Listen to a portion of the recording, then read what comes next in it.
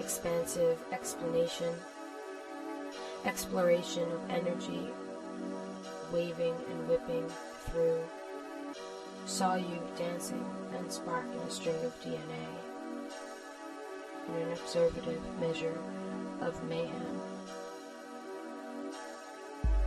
Mayhem, mayhem, mayhem, mayhem, mayhem, mayhem, mayhem.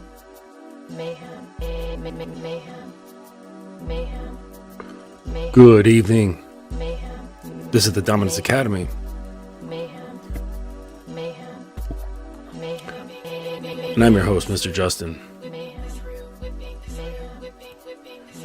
Hope you're doing well. Let me just get my stuff together.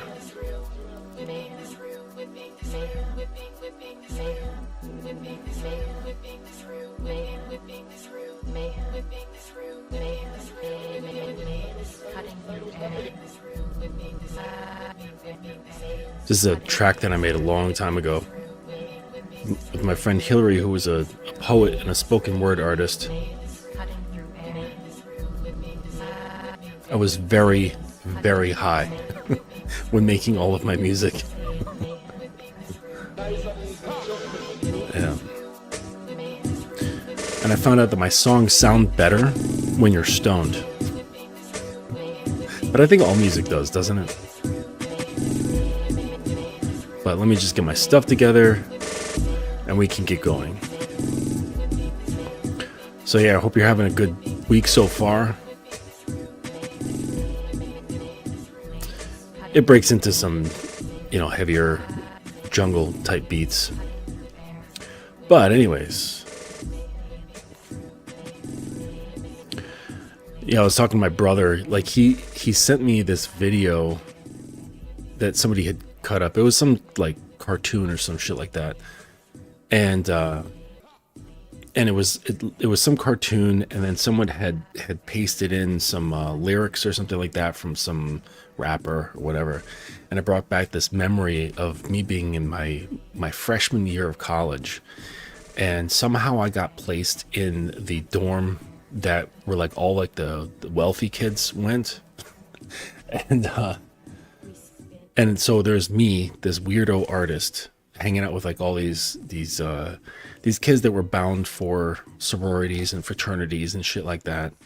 And my next door neighbor was, there's many different dorms. They all had different styles, but this one was like where all like the posh kids went. And I got stuck there, blue hair, spikes and shit like that, tattoos and whatnot. And so anyways, my next door neighbor, this guy, Steve, he was a dealer from California, and he would get like ounces and ounces of weed in cereal boxes. And how that passed through the USPS, like that's how he would get them. I think maybe he put like cayenne pepper or whatever around it. But anyways, and we would smoke in his room. And, back in the day, you didn't want your room to smell like weed. So we would take the cardboard tube that was, the cardboard tube that a paper towel, when you're done with it, and you take dryer sheets and stuff them in one end of the tube. So when you take your hit of weed and you blow it through that tube, and it brings all the dryer sheet smell, and it like still smells a little bit like weed, but definitely not like, you know, if you didn't have that. And so we'd smoke in his room, and this was around the time when like Fuji's The Score was really big, and Wu-Tang, and so we'd be listening to, you know, like that era, that 90s era of rap, I guess, or 2000s. And put on, you know, some sort of cartoon, like any cartoon would be fine. And it would, in our stoned brains, the lyrics and the mouth movements of the cartoons would like link up perfectly. And we were sitting like losing our minds and laughing and getting down with the music. But yep, yes, good times when the only thing you have to worry about is just studying well. You know, yeah. Doing your shit. But I was in art school, so basically just like make cool art, and that's all that was necessary. So see, I wanted to talk about psychopaths, psychopathy, and you know, and why women really like psychopaths. And maybe it's because they are psychopaths.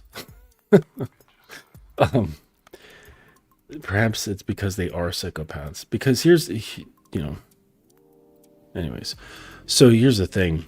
I was reading this, I saw this meme, and a friend of mine, he posted this meme, something about, you know, women being psychopaths, or like new studies show that girls are more psychopathic than once believed. And so I did some research, and it turns out that this is true, right? And the reason is not like there's like a, you know, a surge, like a surging thing of like female psychopaths. That's not it. It's that we're now understanding, oh, it's not the same between men and women. That so we were primarily studying males in psychopathy, and looking at the behaviors and the things that they would do as like a means of determining if, like, you know, that a person is psychopathic.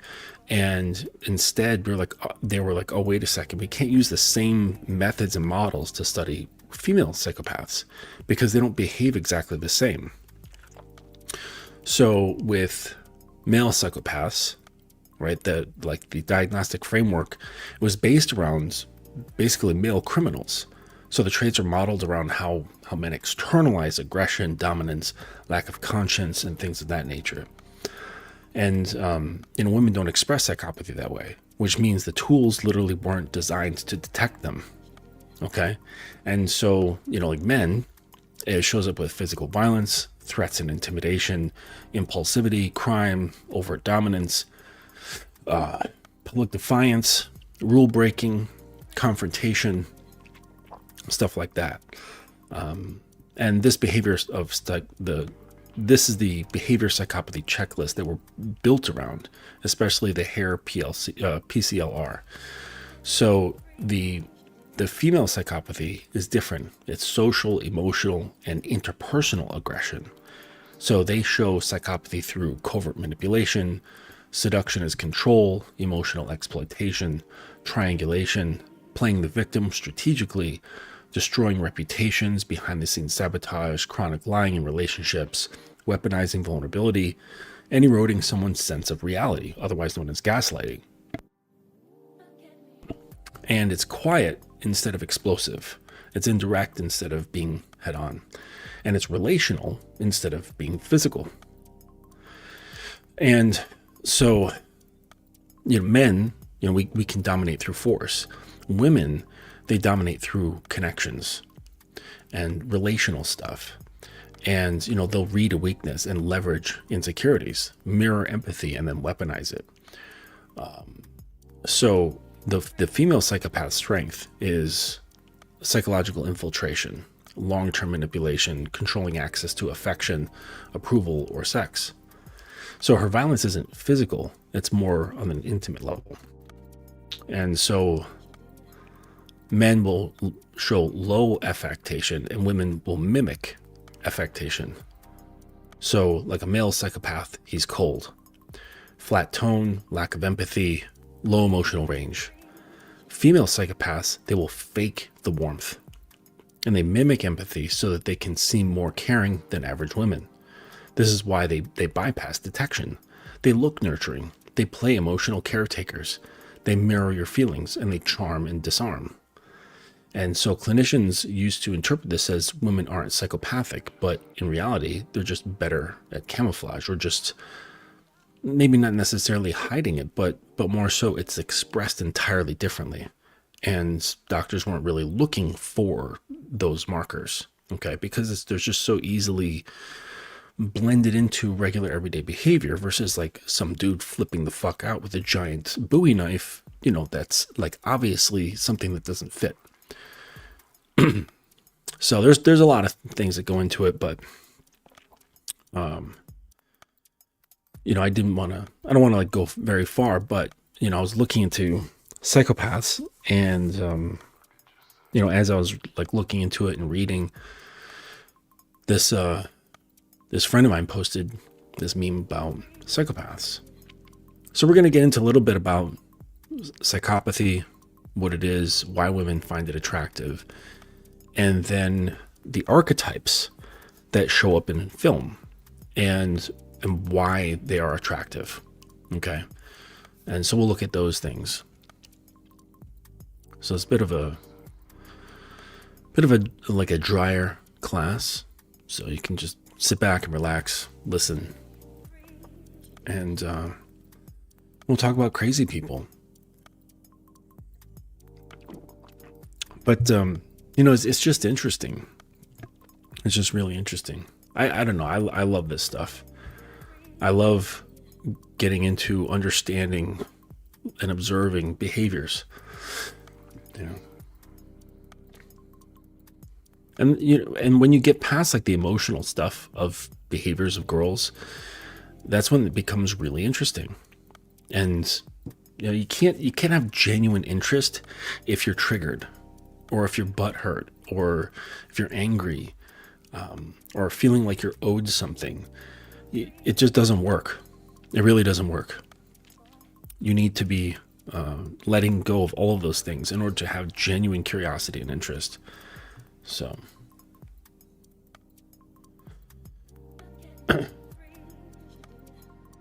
one second.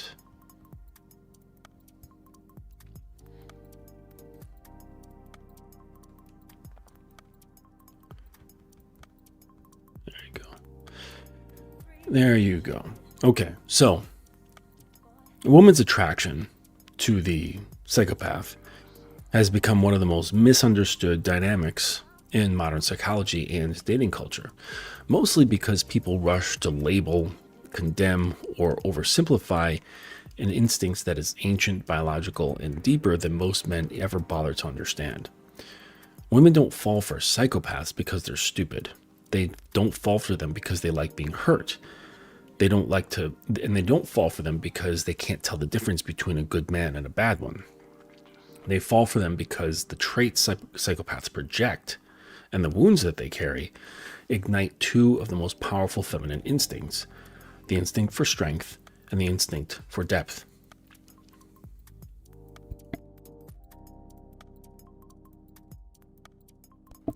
So when a woman encounters a man whose internal world is quiet, no hesitation, no self-doubt, no emotional leakage, her nervous system reads it before she ever consciously does. A man who carries no fear, no shame, no reinforcement-seeking behavior moves differently. He speaks differently. He takes up psychological space differently. He doesn't second-guess before touching her. He doesn't overinterpret her tone. He doesn't twist himself into complexity to earn her approval. He simply is. And because most modern men are crippled by their own anxiety, timidness, or self-monitoring, a man with that kind of energetic stillness stands out like a bonfire in the darkness. Women feel drawn to him not because of his darkness, but because of his absence of emotional clutter. But that's the only half of the story. The other half, the deeper half, is the one men pretend isn't real or refuse to accept out of fear or discomfort. Women are absolutely drawn to the man who carries visible wounds.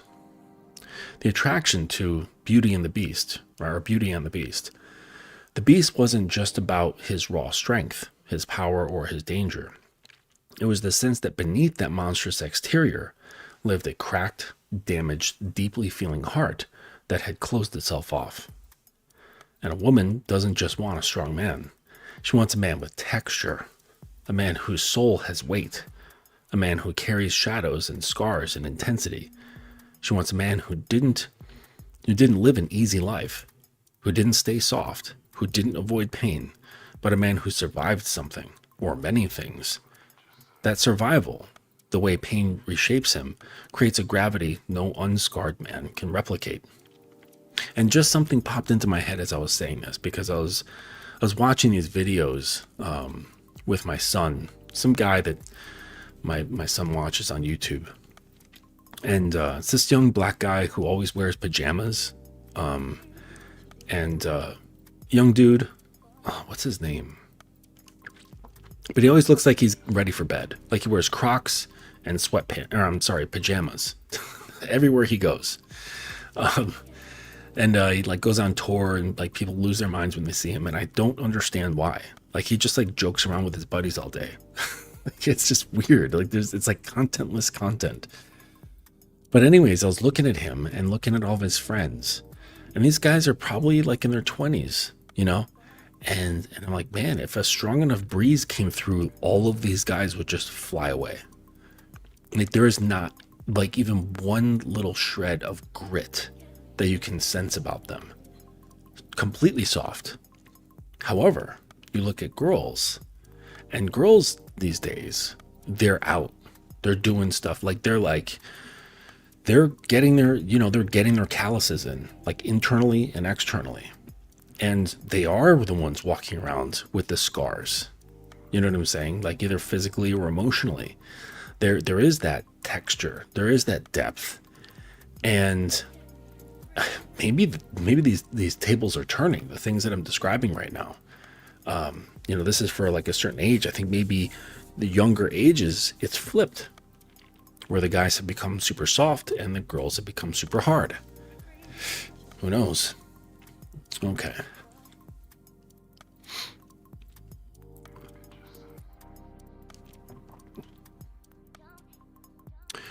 Right, so let's get back into it. So, psychopaths, they mimic this gravity effortlessly because they radiate two seductive illusions: emotional flatness, which feels like self-possession, and hollow ache that feels like hidden pain. Women sense something is off, something damaged, something dark, and it feels like depth, even when it isn't. To the feminine instinct, emptiness and depth feel very similar until investigated. A psychopath's lack of fear looks like courage. His lack of guilt looks like confidence. 1 second, please.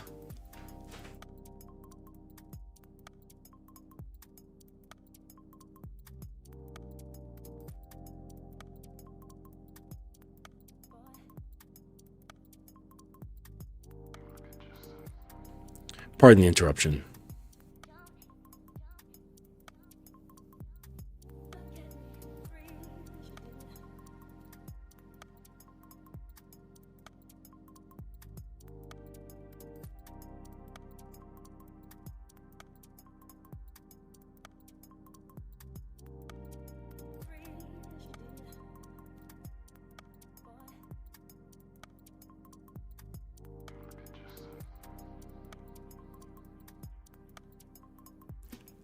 Okay.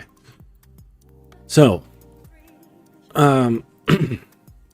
so they're aware that there's something off. So to the feminine instinct, emptiness and depth feel very similar until investigated. A psychopath's lack of fear looks like courage.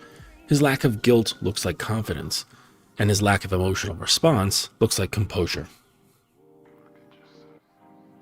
Seriously? His impulsivity looks like decisiveness.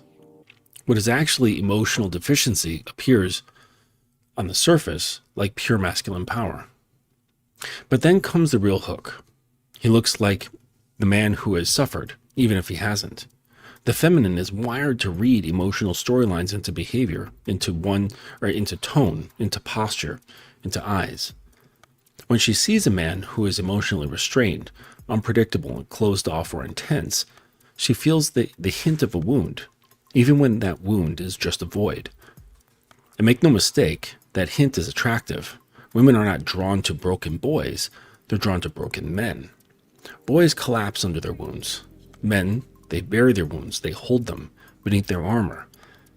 That combination, strength on the outside, fracture lines on the inside, is magnetic to the feminine psyche. It evokes something primal in her, the desire to understand him, the desire to soothe what lies beneath the surface, the desire to be the one person allowed past his walls, not to fix him in the therapeutic sense, but to reach the part of him the world will never see, to soften what he's hardened, to touch the heart he has always locked away. It's not dysfunction, this archetype. Women are biologically and mythologically drawn to the man who stands in the doorway between light and shadow.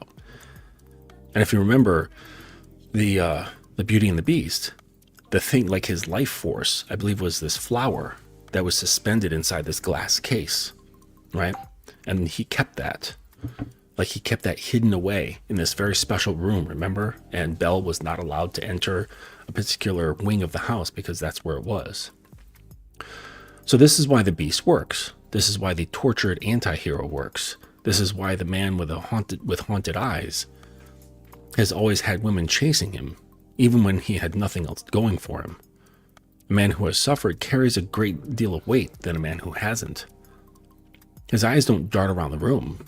His smiles look earned. His presence feels grounded. He moves with a seriousness and depth that a carefree man doesn't. His silence has meaning. His intensity has a backstory. He radiates the energy of someone who once felt deeply, so deeply that he had to close himself off to survive. Women taste that story instinctively.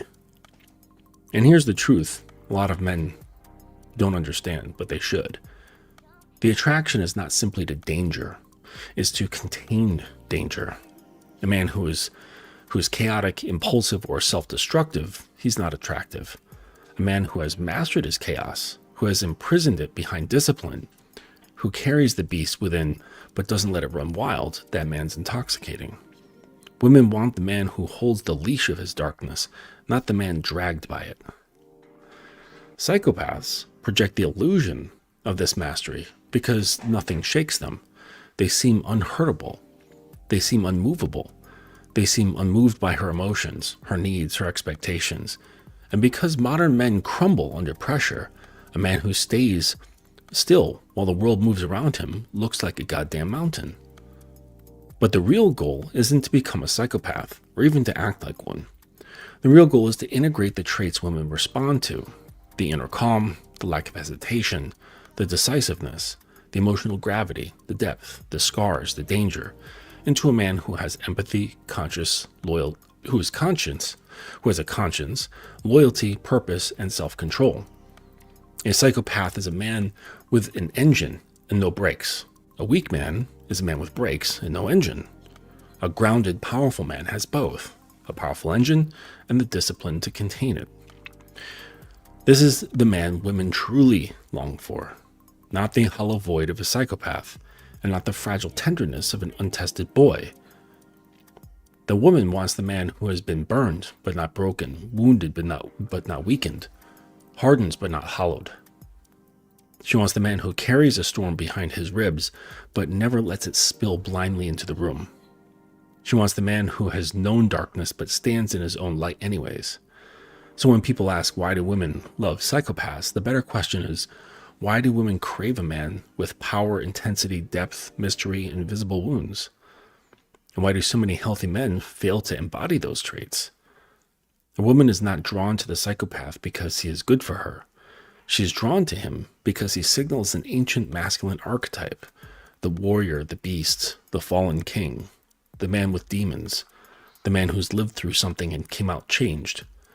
Your task, and the task of, like all kinds of men, is to become the version of that archetype that isn't hollow, the one who has a heart, the one who has conscience, the one who has purpose, direction, discipline, and the emotional sovereignty, the one who carries the scars with dignity instead of denial, the one whose darkness is integrated and not chaotic.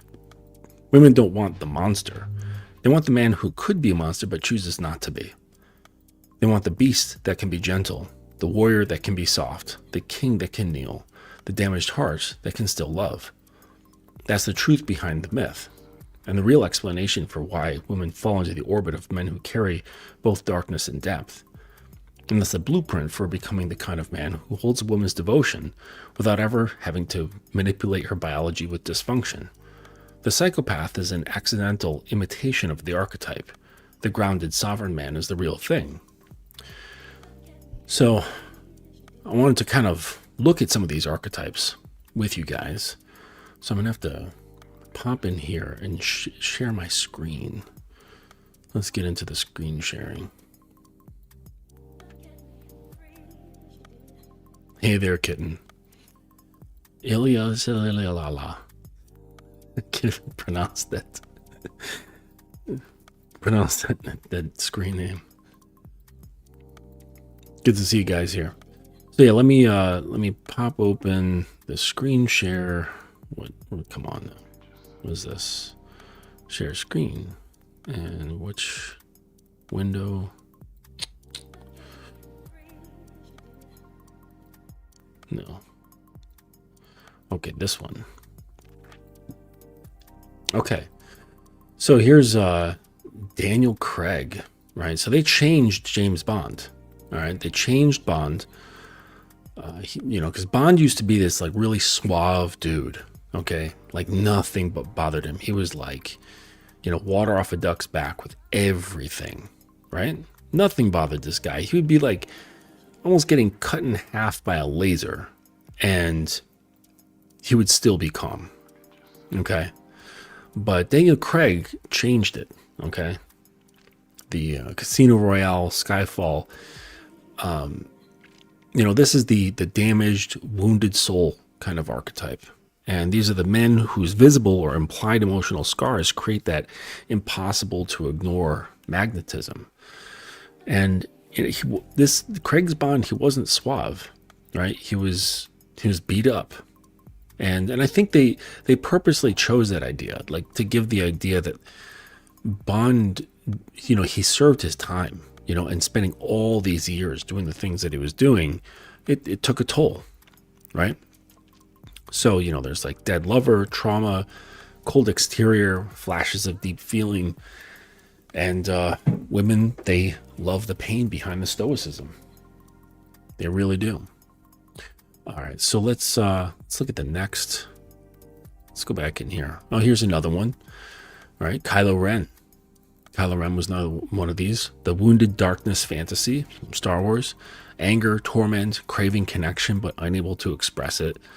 And women went insane for him. When this character first came out, girls went crazy for this character. And he sort of embodied this rage wrapped around a broken heart sort of thing. And he was very pouty. He pouted a lot.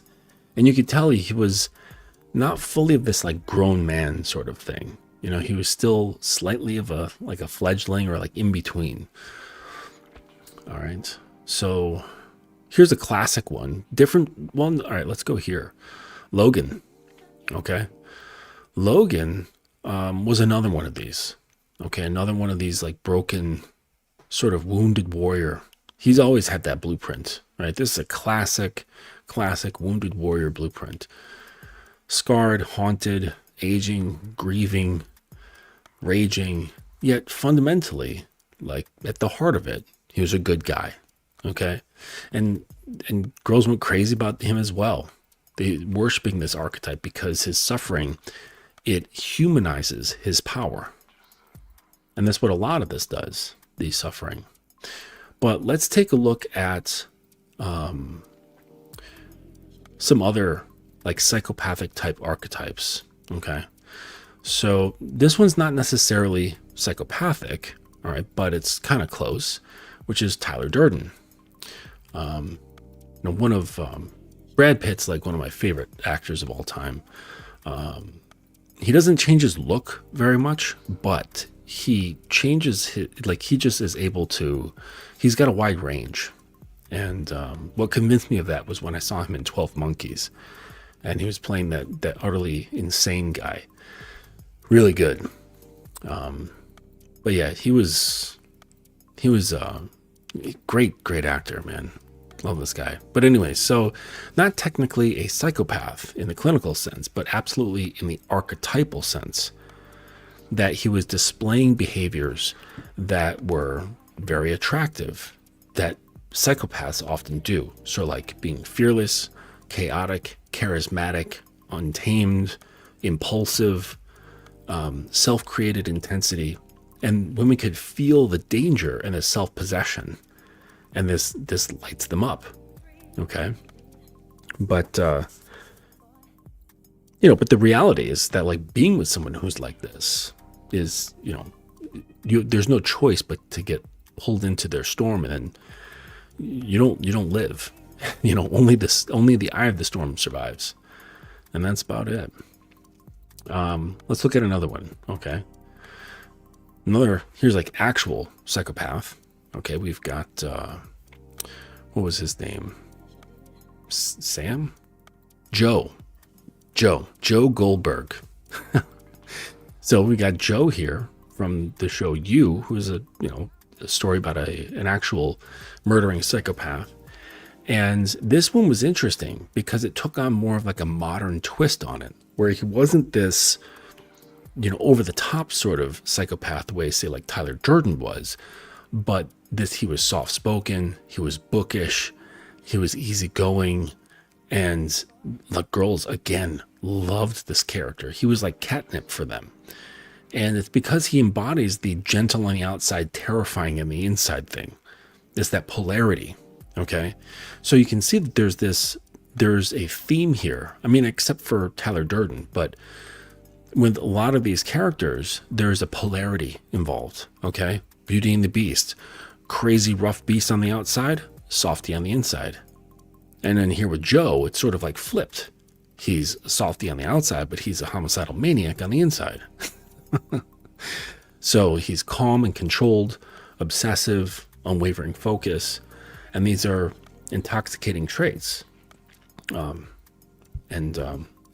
Very fun, unless they're lethal. In this case, very much so. All right, let's look at another one. Classic one here. Okay. You guys have seen this movie, The Secretary. Right? One of my favorites. And this, if you haven't seen this movie, it's good. You can get a feel for some pretty strict power dynamics.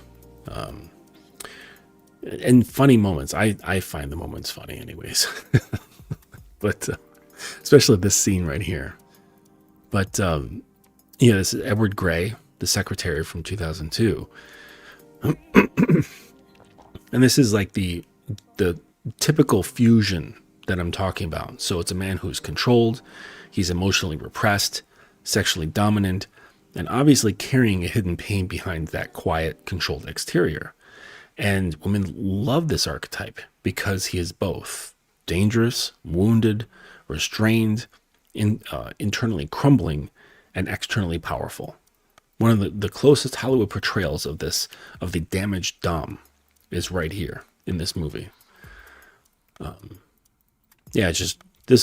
gotta watch this movie again. I would like to watch it with somebody who's like appalled by the things that happen in there. Here's a more modern version of these characteristics. Okay, we got Tommy Shelby from the show Peaky Blinders. And, we've got somebody here who has PTSD, trauma, survivor guilt, emotional distance, impossibly calm under pressure. And tons of women fell in love with him because he's like a fortress, and one that like occasionally cracks open. And so when there is that exterior of this fortress-like exterior, like what's going on with Tommy here, there's this itch for wondering what's behind it. Like, what's behind that exterior? I want to know. And in their minds, of course, it's like some softy, or there's some pain back there, or some wounds, or he's really gentle, right? That's the idea. Oh, another one just popped into my head. Like, what was it? Come on, let's see, like, what was, not Lord of the Rings, but like Khaleesi, right? With the Iron Throne, Game of Thrones, and she got with that that barbarian character, okay, and he was this like hulking, like tough guy, you know what I mean, and then he eventually got like really, really soft with her, and so you get to see on one end, that character, he was this brutal barbarian type character, and then in like close quarters, or like after spending some time with her, he like softens up, right? And he becomes something much more well-rounded. Let's see, what else do I have here? Oh, and here's a big classic. Okay, Patrick Bateman from American Psycho, and they don't love him because he's a killer, but they loved him because he was a psychopath, showing these things of emotional emptiness, extremely composed, relentlessly decisive, unaffected by judgment, beautiful on the surface but hollow underneath. And he embodies the void that looks like depth, right? But there's really nothing there. It just looks like he's brooding, and he's got like so much going on, but really there's nothing going on, nothing at all. All right, so let's stop the screen. There we go.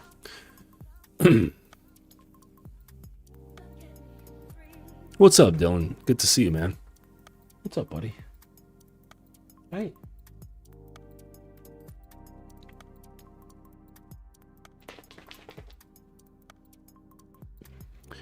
Louis came to visit my big fat pit.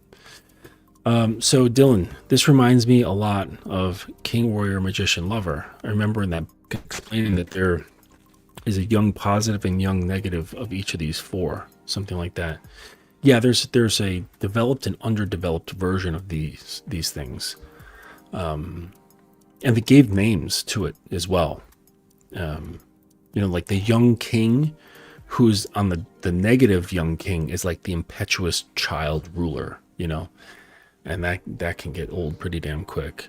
But if you look for King, Warrior, Magician, Lover, and then type in The Art of Manliness in the Google search, this will help you out a lot. The book is not that great. It's great in concept, but if you do that search in Google and read the breakdown that the King, Warrior, Magician, Lover made, that the Art of Manliness did on that information, you'll learn quite a bit.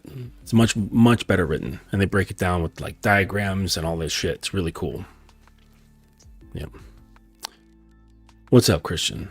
Or Chris in the chat. Sorry. Yep. Psychopaths. But we see these things. We see these things on like a more like rudimentary level all the time, where guys, nice guys, they'll say, "Oh my gosh, I've done everything. I was so good." Or they'll warn guys not to be like that, and they'll say, she'll just go towards the asshole who doesn't pay her any mind. And yeah, there is that draw. There's that draw to the guy who just doesn't give a fuck. And it's I don't know, it sparks a whole host of emotions within the girl. I can't probably, again, it's going to be better if I have my sub here talking about these things, like what emotions come up and why do you think they come up? So, but anyways, but I know it's like a layering of different emotions that, why that's so intoxicating for girls. And that's why the asshole wins, why the bad boy wins, but not really, because he doesn't really get her trust. He doesn't get her to open up. He just gets her engaged. It gets her fired up, right? And getting fired up is great, okay, but like fireworks or any kind of fire, it doesn't last forever, okay? It constantly needs fuel in order to burn. And so, like a good bad boy, a skilled bad boy, he will keep adding kindling or keep tossing a bit of gasoline on the fire to keep things lit up. And, the bad boy who just doesn't care, he'll just take that first flare up, fuck a couple times and then just like leave her and just be like, look, I'm done with this. I'm moving on to the next. And, that hurts and that causes more of a draw where she's like, no, I don't want to be forgotten about. How dare he? Or it makes her feel like, oh no, I'm not good enough. He's tossed me aside. What does this mean about me? That sort of shit. And then there's a seeking of closure for, validation. So they're not like stuck in that hole, but the fact of the matter is that like, being good off rip just really has no benefit. Really doesn't. It doesn't mean you shouldn't be good, but your goodness, you should keep reserved. Keep reserved for, for those that have earned it. And that's fine. Okay. But don't be giving away Don't be giving away stuff that makes people feel good for free. It just doesn't make sense because free things are not valued. They aren't. But something that somebody has earned and they're aware of them earning it, then it's just much more valued. And that's like everything down the line. No matter what the variable is, no matter what the metric, when we earn shit, we like it better. So don't be nice off the bat. And also don't misinterpret this to mean that you should be a dick off the bat. It should be just nothing. Neutral. Okay. And this is why I say, girls are NPCs. Basically everybody is an NPC to me until you're not. Family, sure, you kind of like come out of NPC land more than others, but if you're to completely get out of it, you basically have to be living in my reality, following the way I think, in line with the things that I do, in line with the values that I keep, the principles that I follow for myself, the codes that I follow, the rules that I behave against. Like all of those things, like that's like basically becoming a shadow or a reflection of me. That's how you earn the good side of me. Okay. And then, based on, of course, living in the dynamic, you also get the darker side of me, which is, the really fun stuff. Okay. Like I'm not just going to spend time planning a scene and, bringing a girl into subspace and giving her all sorts of like physiological and psychological and biochemical experiences for somebody who's not basically like part of my system. It doesn't make any sense. So the light and the dark, all of that, Jake gets reserved for those that earn it. It's that simple. Okay. I know that some people, they'll play. Man, this hat is fucking itchy.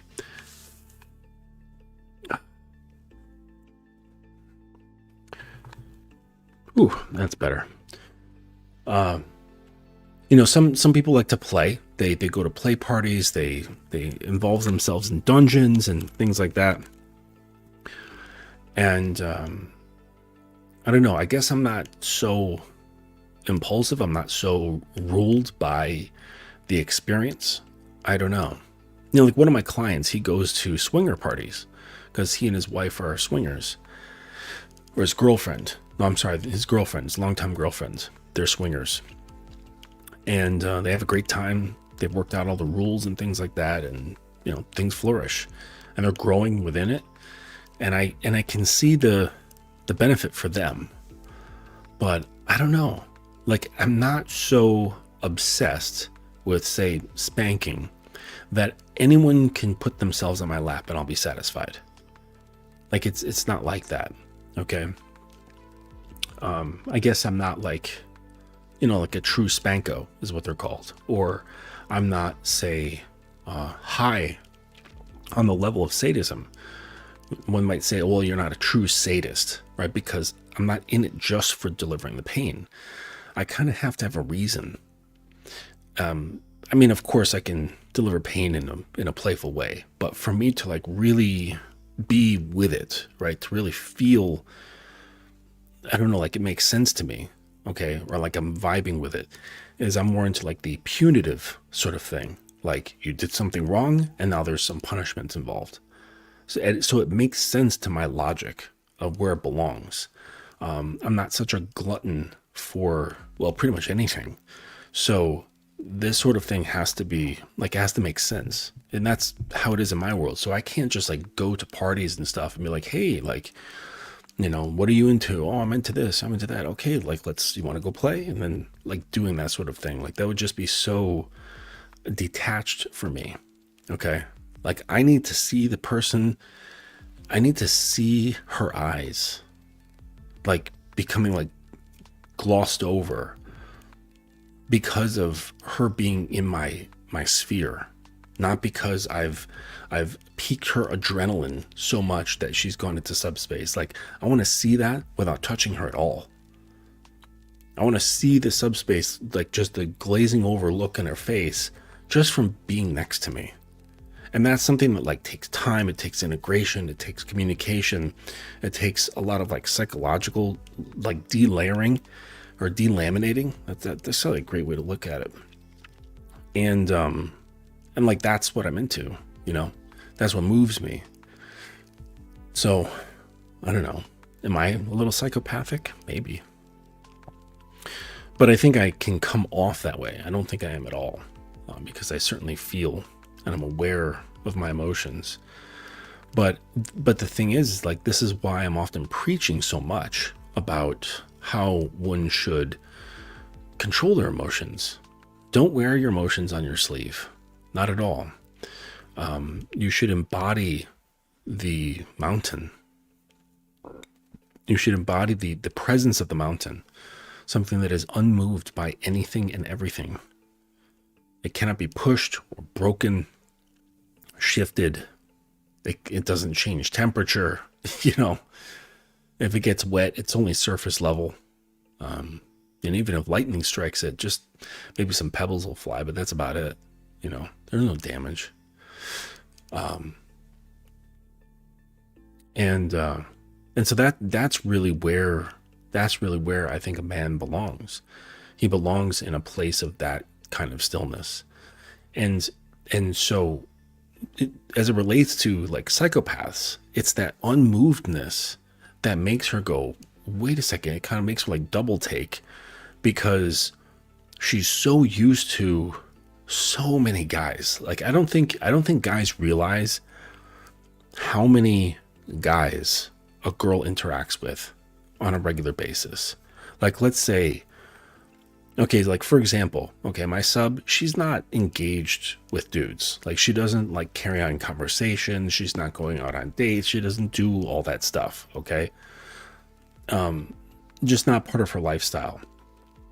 And even her, she gets regular DMs from guys who are wanting to start up conversations. Okay. Now let's take like, you know, your regular girl who's into interacting with guys, carrying on with conversations, going on dates, doing this, doing that, hooking up, whatever, the amount of interactions that they have is massive, absolutely massive. And you guys don't realize how much that actually is. Like, there was this one girl that I was seeing, she's living in Canada, and we were lying in bed together, just kind of like relaxing afterwards. And she had her phone out, and I was like, let me see your DMs. Open up your Instagram. And she opened up her Instagram, and it was just scroll, just tons of dudes. Like, I probably saw, I don't know, maybe like 100 to 200 guys, all just saying like, hey, what's up, beautiful, fire this, emoji eyes, that, whatever. Okay, tons, just scrolling the whole thing. I was like, holy shit. And she's not even, I mean, like, she's cute. She's not even like your, Instagram baddie sort of thing. I mean, she's got a nice rack and a cute face, but she's not like, she doesn't present herself in that kind of way. Usually just like sweaters and tights and shit like that. It's just regular, like, Canadian chick shit. But anyways, so guys don't realize this. And so, but it's all the same. It's just like different variations of the same stuff. And because, like let's say you're exposed to like a type of like genre of book, or I say like mystery books, okay? And I'm like, here's a mystery book for you. And you read it, and you're like, oh, that was pretty interesting. And the following week I say, here's another mystery book, and then another, and then another, and then another. And after a while, you stop reading them and you start skimming them, because you get the idea that they're all just variations of the same model, just with slight twists here and there. But the peaks and valleys, how it's going to start, how it's going to end. You get the whole framework of the mystery novel genre, and I can no longer surprise you. Okay? And then just, here's another book, and I'm like, hey, I got another book for you. And you're like, okay, well, let me guess, a mystery novel? And then one time I'm like, no, actually, it's science fiction. And I'm like, oh, science fiction? I've heard about that. What's that? And that's what happens to girls' minds when they come across someone who operates differently, who communicates differently, who gives her this impression that she has no effect on him whatsoever. Like zero effect. Like, almost like he's like, is he dead inside? Is he cold? Like, is he even interested in me? Like, I can't fucking tell. Like, he's here talking to me. He's maybe flirting with me a little bit, but I get the sensation that he's just like, is he crazy? Is he off? Like, is he asexual?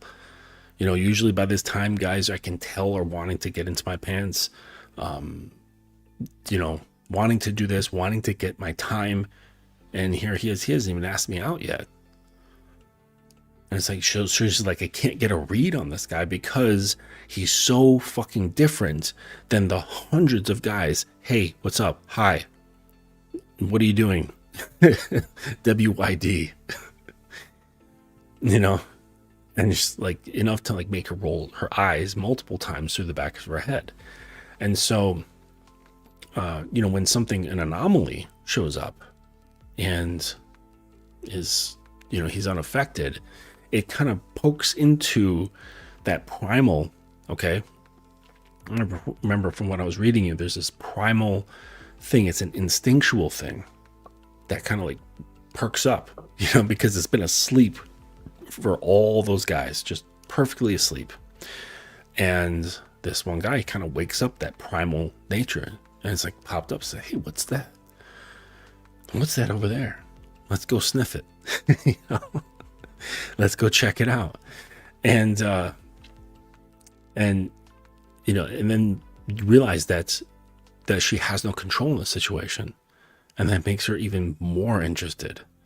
Just like, wait a second, even before I even say hello, I look down and I've got the reins in my hand. It's like, wait, how did that happen?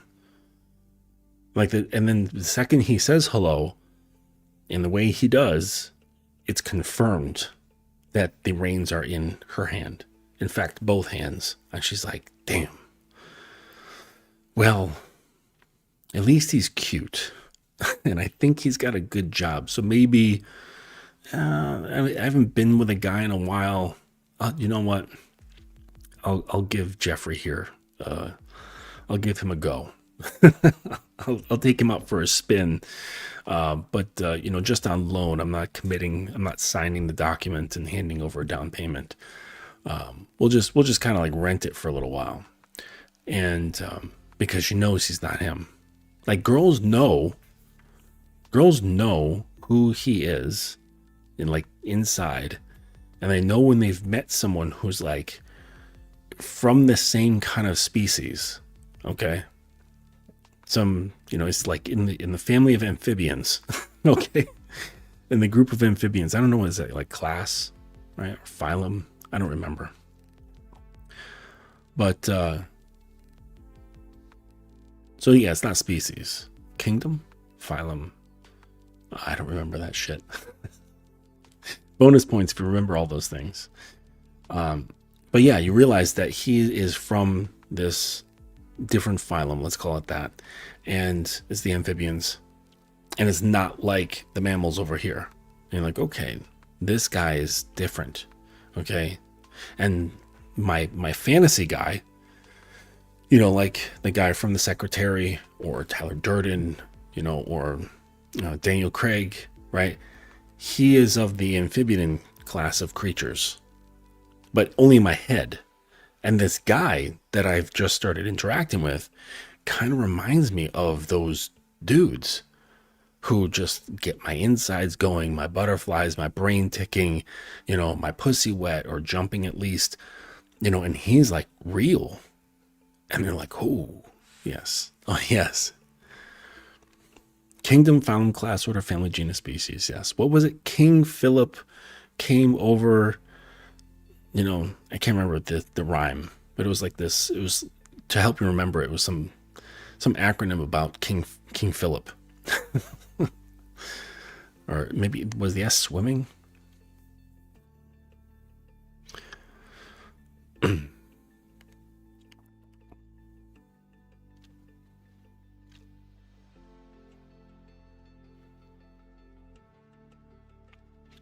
But yeah, thank you for that. So, of course, it's not about doing this sort of thing on purpose, because that's sort of the trap of talking about these things, isn't it? Okay, because if I'm sitting here saying, hey, this archetypal stuff, this type of archetypal stuff is what really grabs a girl, right? It charges them up. It makes them like, oh, wow, And even part of BDSM is part of that, okay? Because to be a good dom, you cannot be, thrown off by your emotions. You can't, you can't be following her whims or her emotions. Like, you kind of have to be somewhat cold in a way. And you kind of have to be sort of like at least having your emotions tamed such that you're okay with like whipping the shit out of her ass, like making her cry, doing these sort of things that are consensual, but that we grow up understanding like, hey, this is not the way you're supposed to treat somebody. But they're saying, yes, treat me that way. I want to be treated that way. I trust you to treat me that way. Go ahead, twist the throttle. I don't mind. And if I do mind, we have a safe word set up. So it's cool. Just go.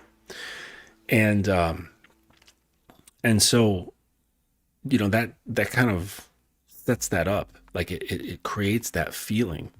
Now, if you've got, say, like a 24/7 dynamic, you can maintain that feeling of this person who's grounded, who's a bit distanced from his own emotions. He's not wrapped up into shit. He's certainly not following her. He kind of keeps things straight and narrow. This is in itself like basically her feeling this almost all the time. Okay. And the way I talk about it is kind of like, if you look at dynamic, like the energy of a dynamic, where she gets to feel all the feels, and you get to be all the beings or whatever, like a lake. And if you were to walk in, say like up to your neck or completely submerged, that's for like something that's really intense. Okay, where she's being pushed to something that's really intense, you are as well. There's scene, there's sort of a lot of imagination, there's been planning, like all that stuff. Okay, what I like to do is basically at all times keep her in like ankle deep water. She never truly gets out. She never completely walks out of the lake. She's always just ankle deep or calf deep into the water at all times. So there's this sense of like, and this is what I mean by the 24/7 dynamic, okay, where there's a power differential all day long, every single day. And, but it's not intense, right? There's not like harsh protocol, but there's this general sense of like, I'm over here, you're over there, we are not equal. We're not like in this like shared thing. There's no democracy sort of thing going on here. It's not egalitarian. And there's, quite a bit of trust going on there, for that. Okay. Because we're saying like, hey, I'm trusting myself to trust you that everything is going to be okay. And I'm not going to reach for control. I'm going to allow you to be in control and guide and create how you see fit.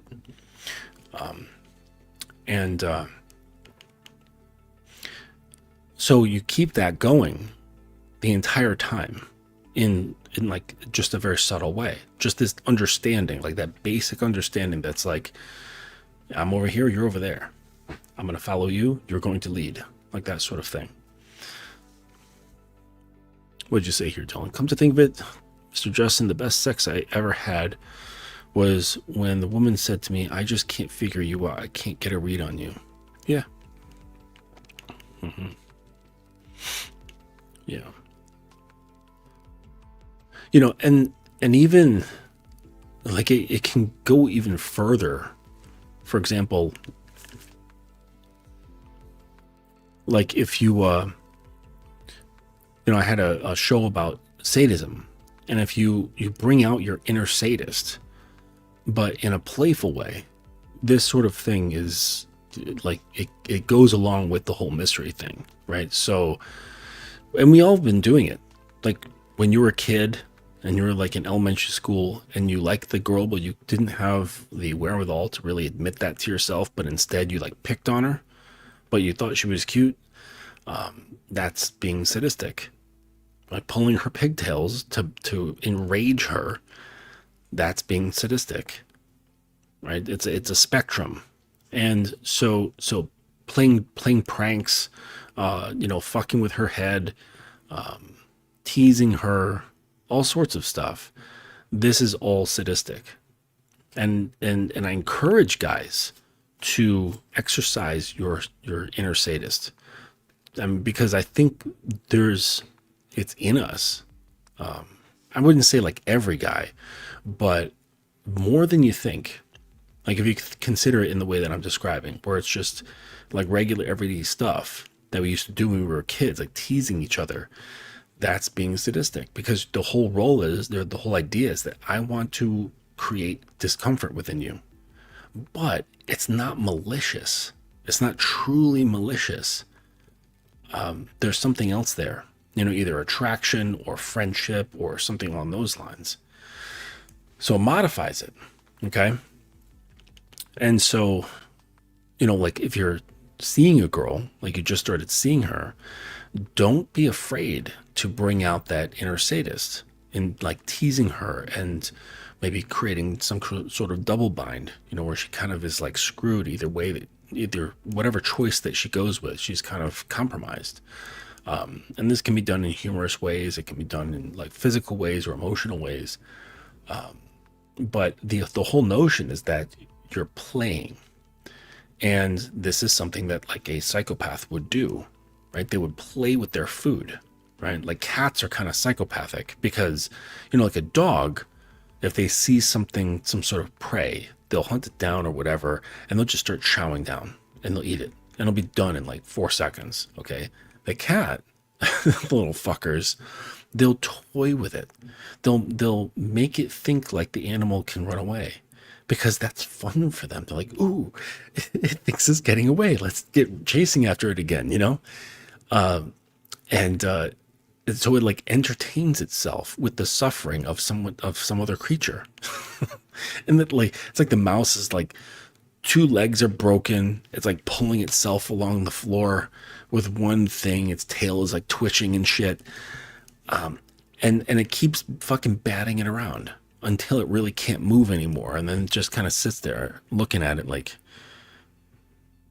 come on, you got a little bit more in you. I know you got some more in you. I want to play more. You're like, no? Okay, fine. Then it kind of like settles down and decides to like bite its head off, and then like eat it and all that shit. But yeah, cats are sadistic, but in the spirit of the cat, you play with your food. And it's okay to play with your food for a number of different reasons. And for one, it shows, I don't care if I offend you. I don't care if you're here or not. I'm not here to try to keep you here. And I'm not going to put in extra special effort because you're here. I'm just going to be me. In fact, I'm going to play around with you.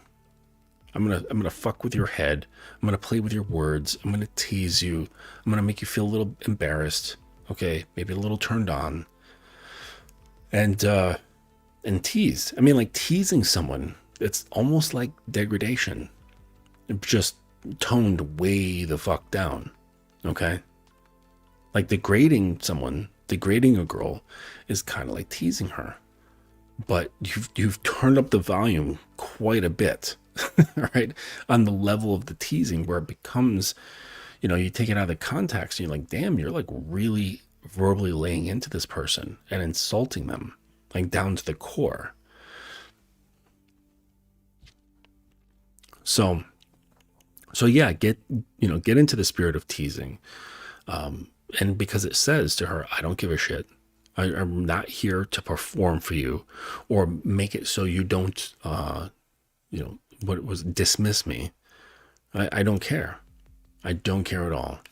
And in fact, I'm going to have fun. That's how much I don't care. I'm going to have fun with all of this. And so that sends a signal to her, a signal of arousal that's attractive, that you not caring. Because the guy who cares too much, that's like, guys think the accountability is kryptonite to women. No, a guy who really, really, really fucking likes them is kryptonite. And like displays it, shows it. Okay. I love my girl. She's great. But I can guarantee that if like, say like an older former self of mine were to express everything and like ride on that, she would get disgusted immediately. And I don't avoid doing this sort of thing to prevent the disgust. That's the problem, okay, with learning about all this stuff, is that you end up performing to get to a certain point. I just don't do it because I don't do it. It's like, what? Like certain big cats, like some big cats, some roar and some purr. Okay, so like lions can roar, but they can't purr. Cheetahs can purr, but they can't roar.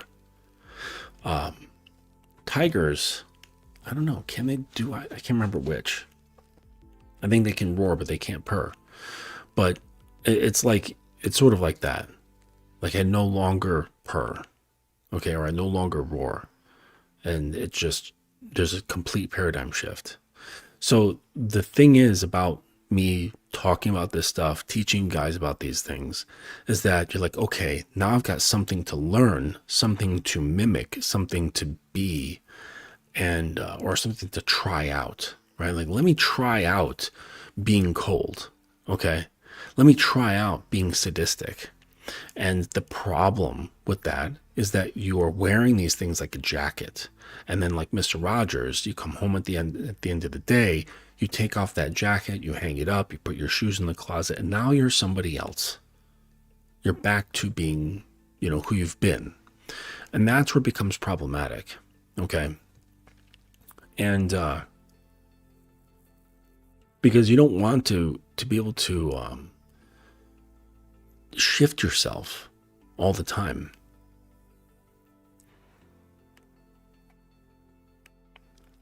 The idea is that you want to be authentic. Okay. And the thing is like, well, yeah, they'll say, well, my authentic self is a real turnoff to girls. Okay. And I would argue that's not your authentic self. If you've been in class before, we've talked about that. We've talked about your assumed identity. And it's really just a collection of stories. It's not really you. Because you didn't decide it. It's all been stuff these stories were collected and sort of melded together without your consent and partly without your awareness, long before you even consciously thinking about these things. So you have these stories about yourself based on experiences and other influencers of who you are. And I think it's only fair that we should decide who we are, not just be some sort of like accident that happened. And you say, well, I'm just the result of a bunch of different things happening. Like, sure, like those things matter to a certain degree, but did you choose? And so this is why the just be yourself when dating really falls flat, because that self is something manufactured. That self is based around pains and fear, has certain injuries, beliefs, perceptions that are not helpful. And so, that self that you've got, it's really just a bunch of crap, it really is. Just be careful, because when you start delaminating that thing from your soul, you will reach a pretty dark place where it kind of feels empty. And that's the beginning of the beginning, where you're like, wait a second, who the fuck am I? Like, this does not feel comfortable at all. It's kind of scary. It kind of hurts. And that's okay, right? That's the beginning. The Gnostics called it the Negredo. That's the first stage. And Carl Jung was a fan of that stuff as well. But, that's why you can't be yourself in dating, because yourself sucks. And that's no criticism. It's to say that it's not something that you created. That's why it sucks. You're just wearing it. Like somebody like kind of did like a patchwork jacket and then gave it to you as a hand-me-down and said, here you go. This is you. And you're like, wait, what? And then you were just like, okay. And you put it on. And until someone brings it to your self-awareness that you're wearing this patchwork jacket that you didn't construct, or wasn't based on your choices, then you're like, okay, now I'm starting to question who I am, because this person brought this to my attention and saying, wait, is that your jacket? Did you make that? Are you sure? But, and I think it's a healthy place to be in a state of doubt. Okay. Because that's how you get to certainty. You can't start with certainty. How? How do you start with certainty? That I don't understand. This is why I have problem with people who have great faith. Because a lot of times they start with certainty. And it's like, wait a second. Like, how did you get there? And people will answer this in ways like, well, I know that I know because I know. It's like, okay. Okay. But doubt, and feeling that darkness of doubt, feeling the void when you have doubt, that's where transformation begins. When you're able to go up to that cliff's edge and look down. In movies, that used to scare the shit out of me. Like, or the thought of it, even when I was a teen. the idea of being very, very deep in the ocean, okay? And say you're like in like a deep sea suit, or you're like one of those small submersibles, and you get to this edge of this like a, you know, like a rock cliff edge, and you're looking out, and it's just nothing. Just nothing but dark black fucking water. Like nothing for going straight and nothing going down. It just gets darker. You know? And just the idea of me being in that situation used to like freak the fuck out of me. Yeah, it was very uncomfortable just thinking about that concept. But that's kind of what happens, like that. But that's the opportunity. That's what doubt does. That's what radical doubt does. It brings you to that edge, okay?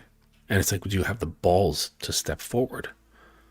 You know, or you're like, no, I'm going to go back to these, like, yes, I know they're manufactured. Yes, I know they're made of plastic, but I know what they are.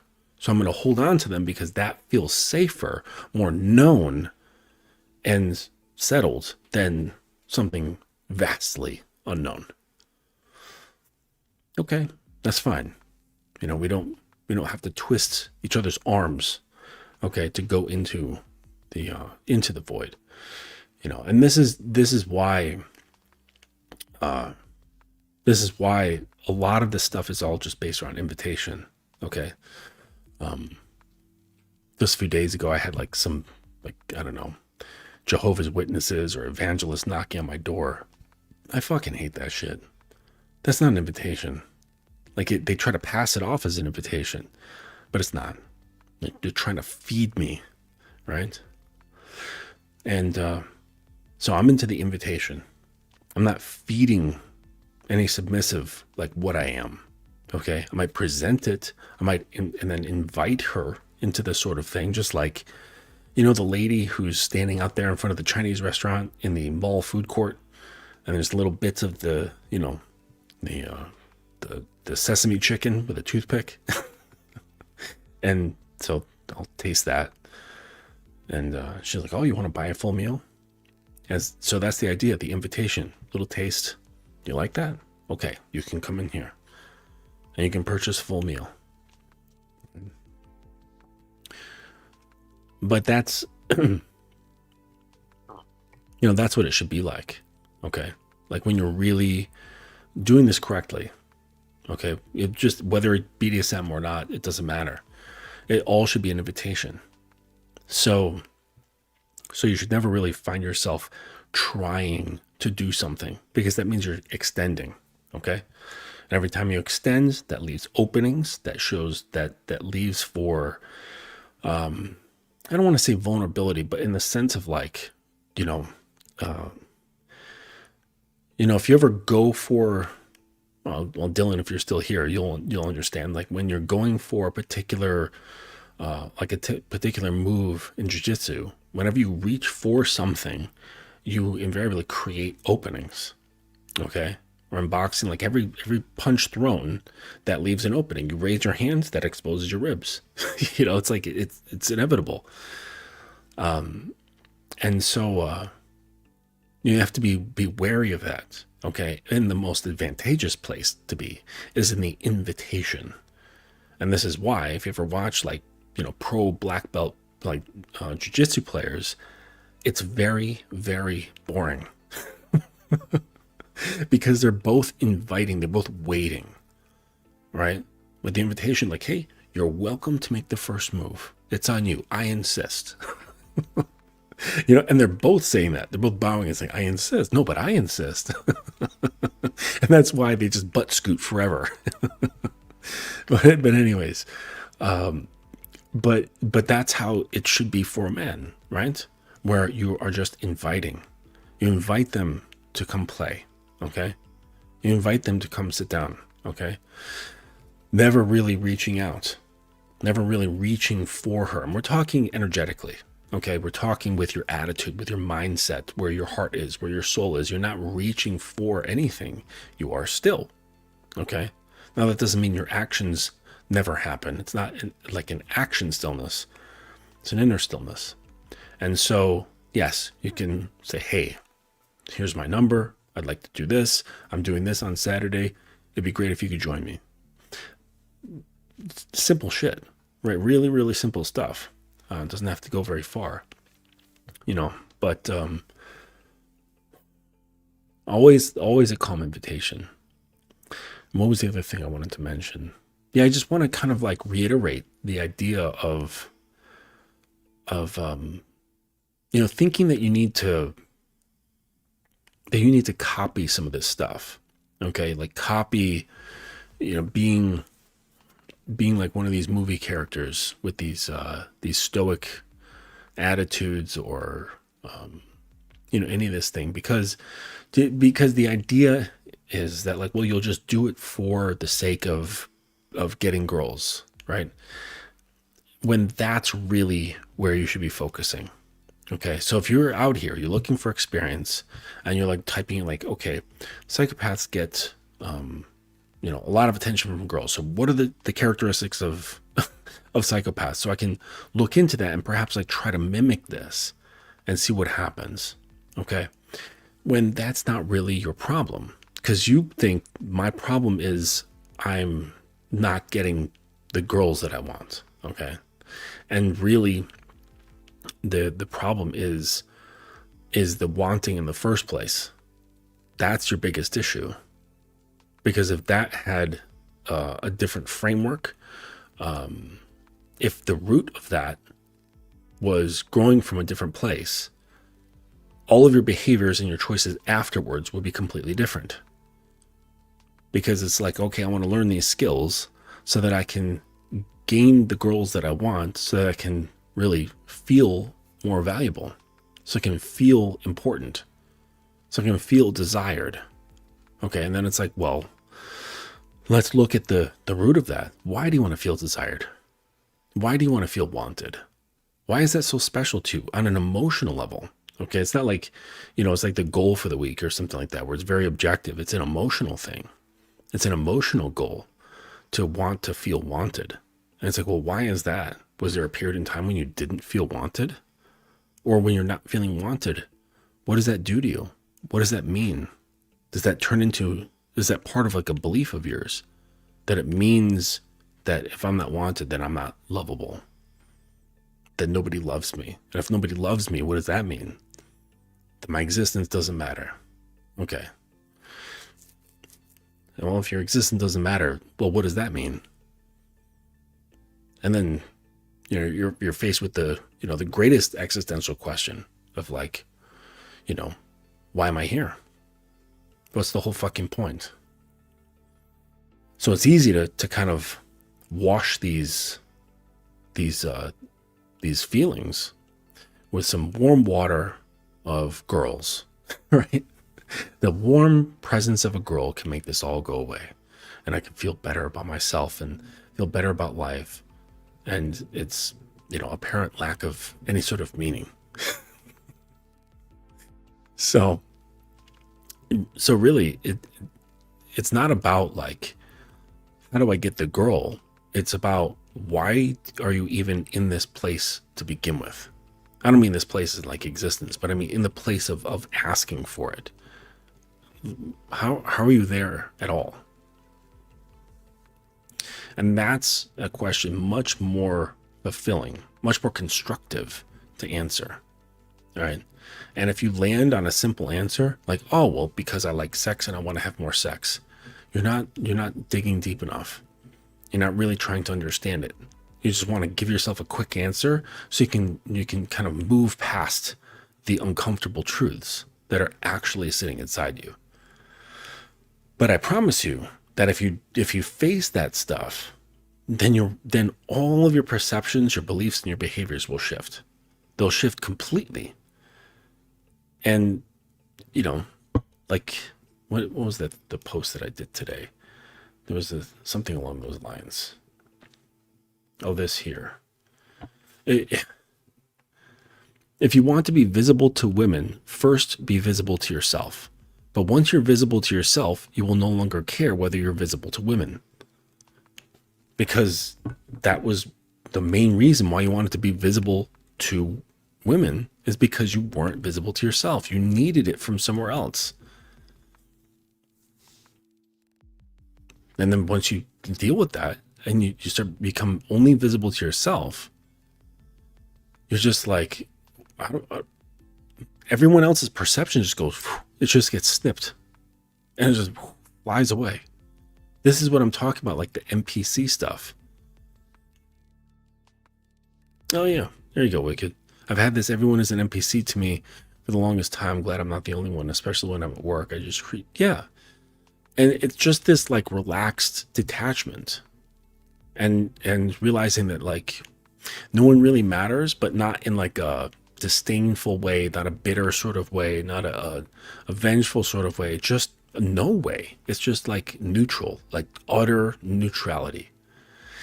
And so not good, not bad, just completely neutral.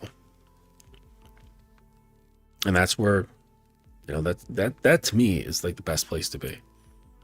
Not smoldering, not on fire.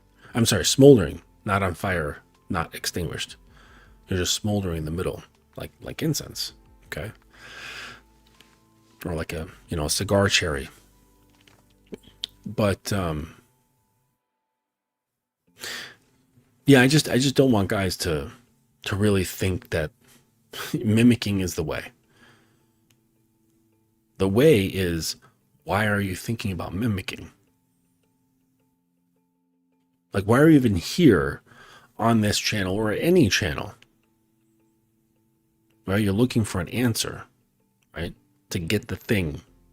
But really, you should be looking at, well, you know, why am I chasing these answers in the first place?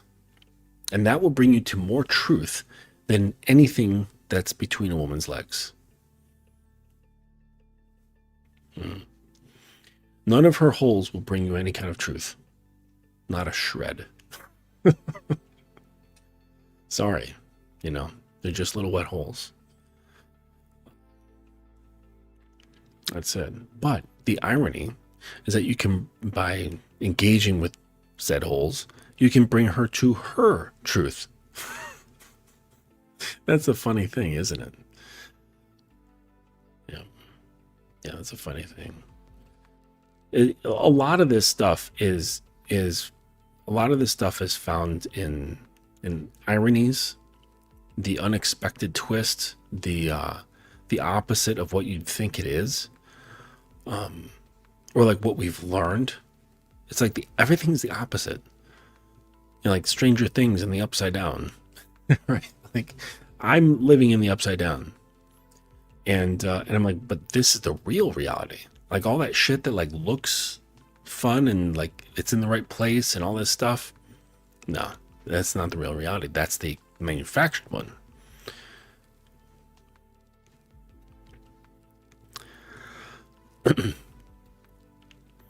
Yes, you are to tune to yourself. Yep. Yes, Gerard. But yeah, the real shit is not really what was learned and what everybody has agreed upon or whatever. It's really not. It's really not. But the thing is though that like, you know, when you're not as dialed into all that stuff as far as your behavior and how you see yourself, this is, you know, when the beginnings of showing up authentically. And this is what really becomes, intoxicating to girls, right? Because unfortunately, but also fortunately, like just because of relationships and dynamics and, you know, how fun they can be. But unfortunately, girls are shouldered with the challenge of showing up authentically. I think they have much more barriers psychologically and emotionally to showing up authentically than we do. And perhaps that's because we've got a male-built world, so perhaps we can show up into it with less judgment, okay? I think that, like, let's say on another planet in a parallel dimension, Earth was dominated by women in the way that it was dominated by men. Like, they made the infrastructures. They created farming, like all this stuff, all right? And they were able to fully express their sexuality without judgment. It was just like the way we can, all right? Like we can, well, yeah, I mean, we can really express ourselves, not completely, but far more than a girl can, without judgment. It takes us exposing quite a bit of who we are and what we're holding before judgment hits us. Okay, even like how I've come out with some of the things that I do, and I've expressed everything, but like all of my interests, but I've expressed a great deal of my kinks, and they're like, yeah, that makes sense. Like, okay, we get it, But if a girl were to come out and say, you know what, I really love getting slapped. I really love getting pissed on. I love getting like my man spitting in my face. Whatever. I love drinking his pee. Any sort of thing. Okay, that will get heavily judged. But imagine a parallel world where it's not. Okay. And be very different. All right, but because we don't live in that world, girls have many layers of just their sexuality. There's other parts. It's not just their sexuality. Other parts of their being that have just all these layers that they cannot get through to authenticity. So I think that's why, or part of the reason why, when she comes across a guy who's not hiding, and she's like, I found one that's not hiding. Like, what's that like? Like, and then through your presence, through your kind of presence and the emotional and psychological safety that you provide. And this comes in many different ways, but one of a major one is the lack of judgment. Okay. That's a big one. That then she can kind of get this idea of like, oh, I can kind of show up differently. I can show up a little bit how I want to. Okay. I can bring out some of these things that I hide from everyone, and some of it that I even hide from myself. Like, I've heard about it, I've like read about it, but I've never really experienced it. So I'm going to let this out even for myself for the first time. And that can be like a holy shit moment. Okay. And so, she can gain a lot of freedom from following your authenticity, but within your world, your little closed world. And it's incredibly freeing and very intoxicating for her. But it's good for her, right? This is, it's part of development, and how we grow, and will make her very much connected to you, because you become a conduit for her authenticity, and then you can fuck with her. So after she's been very authentic with you about a certain thing, and then you get her to admit, like, let's say you've discovered that she likes a certain kind of kink. Okay. And then you say, oh yeah, I know. Like, let's say you played around, like you did that kink, and you say, oh, you really liked that, didn't you? And she's like, yes, I really liked that. I've wanted to do that for a long time. And never did it, thought about it all the time. And, now, like, because of you, thank you. Like, I was able to experience it. And you're like, experience what? and he's like, oh, like the thing we did last night. What thing was that? My memory is failing me at the moment. I'm an older gentleman, so bear with me. Can you remind me specifically what it is that we did? And you like get her, like, see, this is the playful sadist, getting her to admit and say out loud. You're like, she types it, you're like, I appreciate you typing that out for me. Thank you for reminding me, but it would just sound so good if you were to just put that in a little voice note for me. Why don't you try that right now?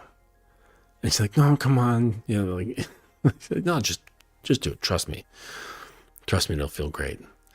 And it does. Like, it does, and it doesn't. It's bittersweet. Okay. To verbally say, like, I loved it when Daddy did XYZ. Okay. Or he allowed me to experience XYZ. And, then having her to expand more on how it felt, how it makes her feel now, and these sort of things. Okay. This is important because now it's like you're taking something that was normally hidden, okay, to now something where she's able to bring it out and experience it, But it's still dovetailing with this feeling of shame. Okay. Because that's where it started, right? Before she met you, that like this kink or whatever, there was shame around it. That's why it was hidden. I don't want people to judge me, that sort of thing. I judge myself. Like, I can't believe I would love for a man to do this thing to me. You know what I mean? And now in your accepting container, she's able to experience this. And so there's still that trail, that emotional trail of shame. And like, oh man, I shouldn't be doing this. You know, there's that shame, you know, that little part of her mind judging that part of her still.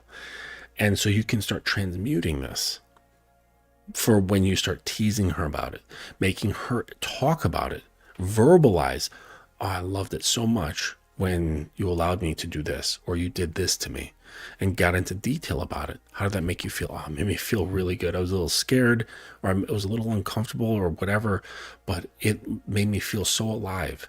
And then afterward, I felt so connected to you, and it was just amazing. You know, and have her like go on, you know, open up about and just really flesh out and describe and almost like relive the emotions that she was experiencing from that thing from like last night. So now you're bringing in a new emotion to the experience of this thing, versus before, say, coming into your container before meeting you. It was this belief. It was this thing that she never experienced before that had this feeling of shame attached to it. So it was all like illusory stuff, but it felt real, and it changed certain behaviors, certain thoughts, like, right? It was just an illusion though.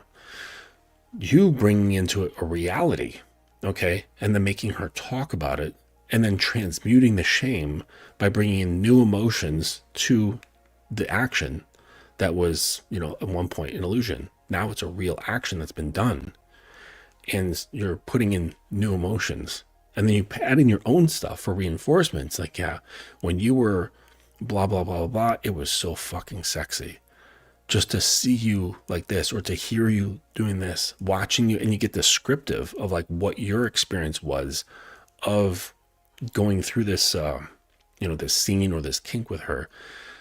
Then that's reinforcing on top of it, right? Of this feeling of her, like admitting how it made her feel good. Okay. But then it's also, you're kind of teasing her at the same time. That's where the sadist part comes in, because you're kind of teasing her a little bit. They're poking fun at the fact that she really enjoyed this despicable thing, right? Like, let's just say it's a despicable thing. And she'll feel embarrassment and so on. But now, because it's within your container, it's not just raw embarrassment or raw judgment. It's coming from you. So it has a different angle to it. It feels completely different.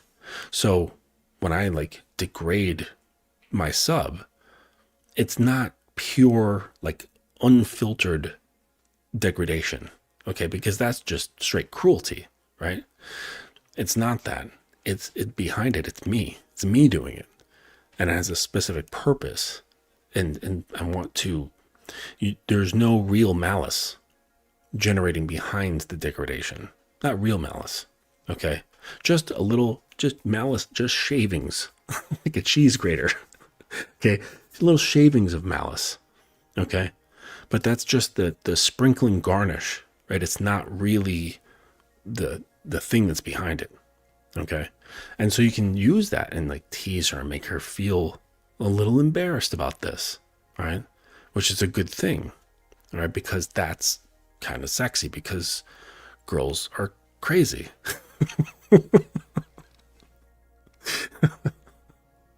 You know?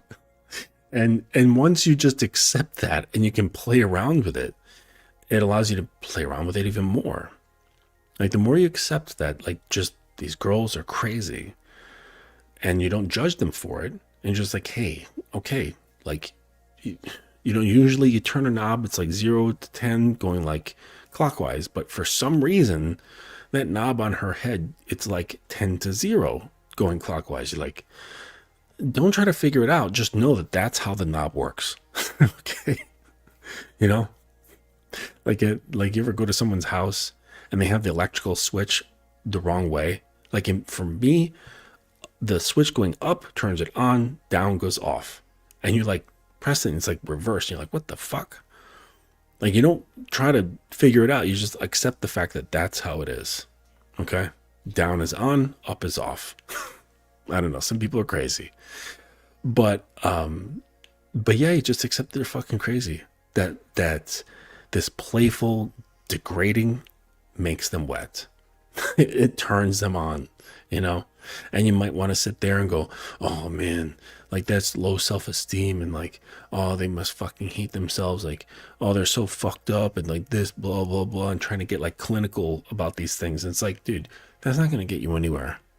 Okay. Like if you want to get clinical about women, that's great, but don't expect them to like you. Don't expect them to like you at all, right? Because that doesn't turn people on. Okay. You know, my clients, when I'm like picking apart their brain in real time and showing them their mirror, that doesn't signal them a desire to be like a close friend of mine. All right. The initial thing is to put up walls. I mean, like, hey, I don't like being analyzed. I don't like how that feels to be like picked at, you know, with a comb. I don't like this. So it's going to put the girl on defensive. Okay. But what you can do, if you are perceptive, you do understand these psychological things, you're mindful of behaviors and patterns, you can play with them. You know, that's what a sadist would do. That's what a psychopath would do. A psychopath would play with its food like the cat plays with the mouse. Because it doesn't take it that seriously. Because to the cat, the mouse is already dead. It just doesn't know it yet. And that's a good thing, because that means I can play more.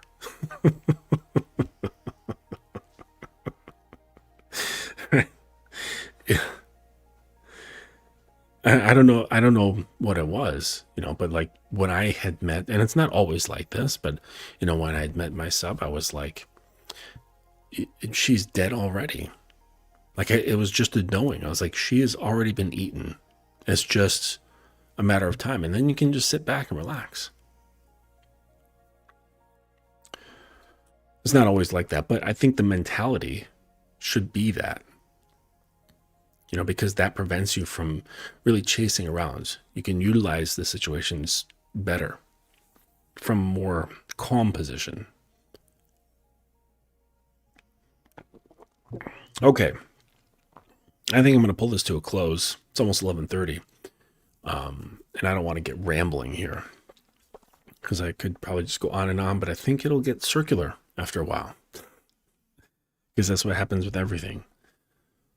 All right. Well, thank you for dropping by and sharing this time with me. If you have any questions, please go to thedominance.academy.com and you can send me an email through the website, or sign up for your free consultation, the big button in the top right of the corner of, I think, pretty much every page that's on there. Okay. And so sign up for your free consultation. We can get talking. And what did you say here, Mark? Mark Forever. Are there specific answers to be found in a general way, some sort of milestones, or is it just whatever is specific to me? I'm not sure. But if you want to talk more about that, just sign up for a free consultation, thedominance.academy.com. And let's see here. Oh, yes. So I'm waiting for my bank to approve the Kindle Amazon relationship. It takes like, what did it say, 48 to 72 hours for that stuff to kind of work itself out. And then I will have the ability to get a paperback version of How to Be a Dominant Lover. It'll also be a Kindle version. And then the Codex of a Sovereign Dominant. That's going to be available. And then the submissive version, okay, the ancient scriptures for the submissive, that will also be ready, but that's not quite done yet. I'm still working on that one. But that'll be ready. So look out for the announcements. Look out for the announcements on these things, and please, make your way over to Amazon and grab up some stuff. Hopefully it'll be ready before the holiday. That would be nice. That would be nice. Okay, guys, thank you so much for joining me this evening. I appreciate you here, and I appreciate those who are watching on the replay. Thank you very much. I'm out of here.